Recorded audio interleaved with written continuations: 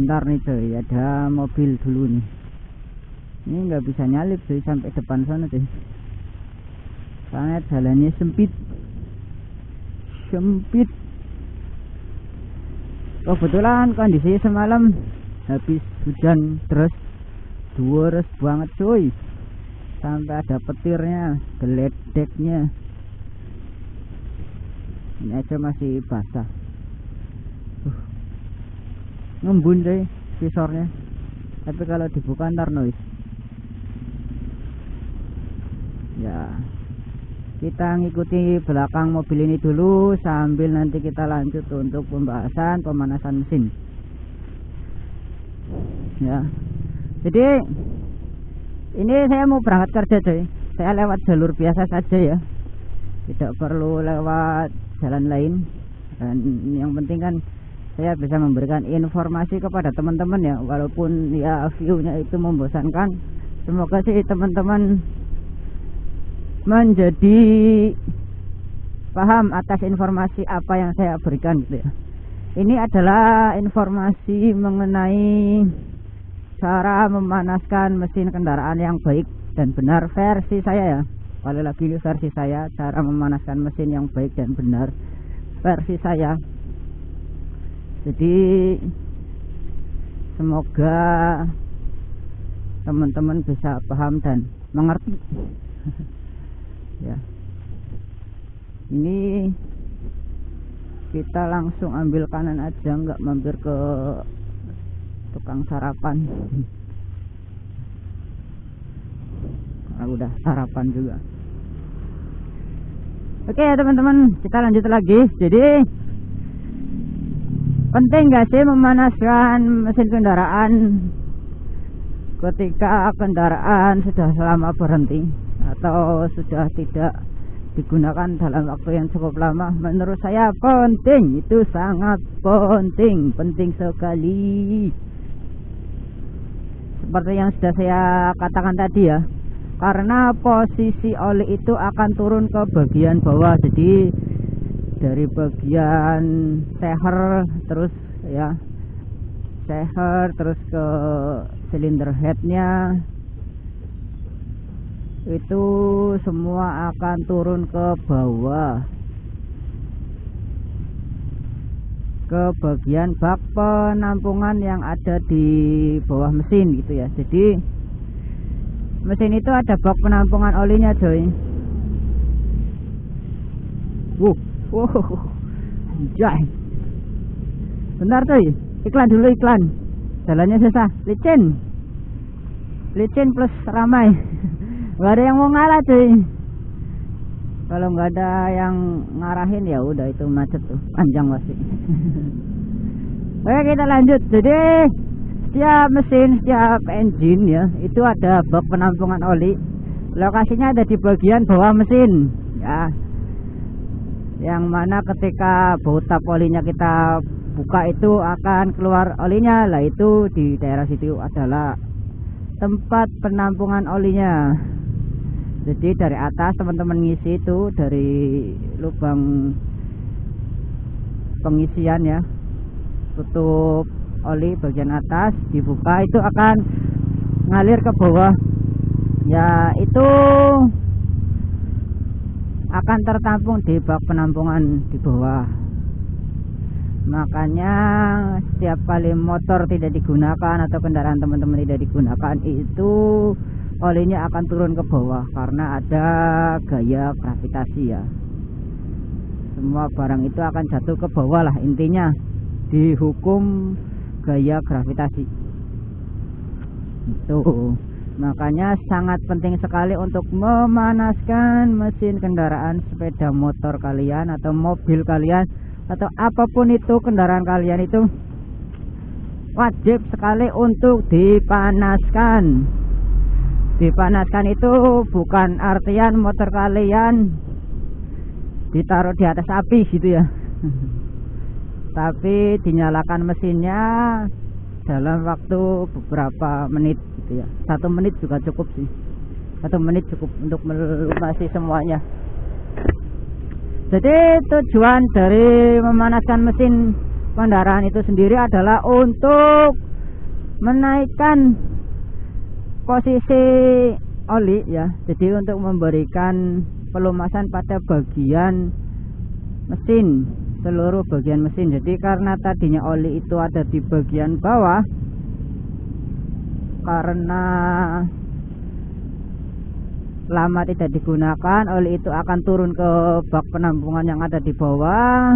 Makanya perlu dipanaskan agar oli itu bisa naik lagi ke atas untuk melumasi seluruh bagian mesin seperti piston ya, terus ke noken as, ke rantai keteng, dan semua bagian komponen mesin. Itu tujuannya untuk memanaskan sepeda motor ya, memanaskan mesin sepeda motor. Terus cara yang baik untuk memanaskan mesin kendaraan itu seperti apa gitu, saya kasih tahu teman-teman. Ini yang biasa saya lakukan dan yang biasa saya gunakan. Teman-teman mau ngikutin monggo, nggak ngikutin atau punya cara lain juga nggak masalah. Yang penting sama 11-12 ya teman-teman. Jadi yang saya lakukan ketika memanaskan mesin kendaraan saya itu ya, yang pertama karena saya motornya matic gitu ya, jadi saya standar 2 dulu, pakai standar tengah dulu ya. Aduh, saya pakai standar tengah dulu, baru tak panasi. Saya dulu pernah pakai metode kunci off, terus tak salah ya, pakai kickstarter dulu. Zamannya pakai motor karburator dan belum injeksi ya, belum pakai elektronik. Dulu saya pakai kayak gitu. Tapi sekarang karena motor saya injeksi dan kebanyakan komponennya itu menggunakan mekanikal kelistrikan, jadi saya tidak pernah menggunakan metode itu. Metodenya saya rubah pakai kunci kontak, on kan dulu baru langsung nyalakan mesin tanpa diblayer ya. Jadi teman-teman ketika memanaskan kendaraan sepeda motor khususnya injeksi, ini tips yang saya gunakan ya, yang saya gunakan. Boleh teman-teman ikuti ataupun tidak. Sekali lagi ini versi saya ya teman-teman. Mungkin untuk yang user lain punya cara dan tipsnya masing-masing. Ini cara saya. Jadi kunci kontak di on kan dulu, baru langsung nyalakan mesin. Boleh pakai kickstarter ataupun electric starter. Bedanya apa kalau pakai kickstarter ataupun electric starter? Kalau pakai kickstarter itu tidak memakan daya arus yang ada di aki ya. Jadi arus listrik yang ada di aki itu tidak terpakai sama sekali karena menggunakan kickstarter. Tapi kalau teman-teman memakai electric starter atau di starter ya, dipencet greng gitu ya, itu akan memakan cukup banyak arus listrik yang ada di aki ya, karena sejatinya aki itu hanya untuk ini aja cuy, apa ya, arus cadangan lah, tenaga cadangan, arus listrik cadangan untuk ini untuk apa ya, lupa saya ngomongnya ini, jadi lupa ini. Bentar. Arus cadangan listrik untuk membackup ya ketika mau menggunakan electric starter ya. Jadi pada keadaan mesin berhenti, itu arus listrik yang ada di kendaraan sepeda motor kita itu tidak ada ya teman-teman. Dari spool itu tidak ada, sehingga arus listrik yang digunakan itu adalah arus listrik dari aki itu. Dan ketika mesin sudah berjalan ya, arus listriknya itu hanya berputar-putar saja cuy, dari spool terus ke aki, terus ke komponen-komponen listrik yang ada di kendaraan kita. Itu muter doang cuy, nggak sampai yang ketampung seluruhnya di aki gitu. Oke ya teman-teman, jadi kenapa harus di on kan dulu kuncinya, karena ada beberapa kendaraan itu yang dalemannya menggunakan sistem kelistrikan, sehingga oli itu tidak bisa naik ke atas walaupun sudah disela menggunakan kickstarter. Olinya itu tidak naik ke atas. Jadi untuk mengantisipasi hal tersebut, alangkah baiknya kita on-kan dulu kunci kontaknya, agar semua komponen-komponen listrik yang ada di kendaraan kita itu berfungsi, sehingga ketika kita nyalakan secara otomatis oli akan terdorong naik ke atas ke seluruh bagian mesin dan melumasi seluruh bagian mesin dengan sempurna. Ya, itulah ya yang bisa saya lakukan, yang biasa saya lakukan untuk mengantisipasi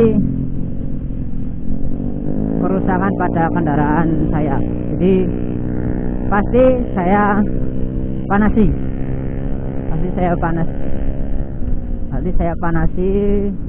cukup 1 menit aja lah, 1 menit aja itu sudah cukup, karena selama sistem pelumasannya itu normal ya, atau aliran-aliran lubang-lubang pelumasannya itu normal, saya rasa 1 menit cukup lah untuk membasahi semua bagian komponen mesin, baru nanti kendaraan kalian siap untuk digunakan. Toh ketika nanti digunakan juga sirkulasi olinya itu akan terus berjalan naik ke atas, berputar secara kontinu gitu ya teman-teman. Ya, mungkin itu dulu informasi yang bisa saya sampaikan pada kesempatan hari ini ya, mengisi perjalanan berangkat kerja hari ini. Dan semoga informasi yang saya sampaikan itu bermanfaat dan bisa dimengerti oleh teman-teman semuanya. Boleh ditiru ataupun tidak, terserah teman-teman semuanya. Teman-teman sendiri yang akan menanggung resiko terkait kendaraan teman-teman gitu ya. Bila video ini bermanfaat, silakan di-share, like, dan komen, serta subscribe di channel ini ya, di video ini. Yang mau request video apa, silakan tulis di kolom komentar. Yang punya saran mau bikin apaan, silakan tulis di kolom komentar. Dan see you next time di video saya berikutnya. Bye bye.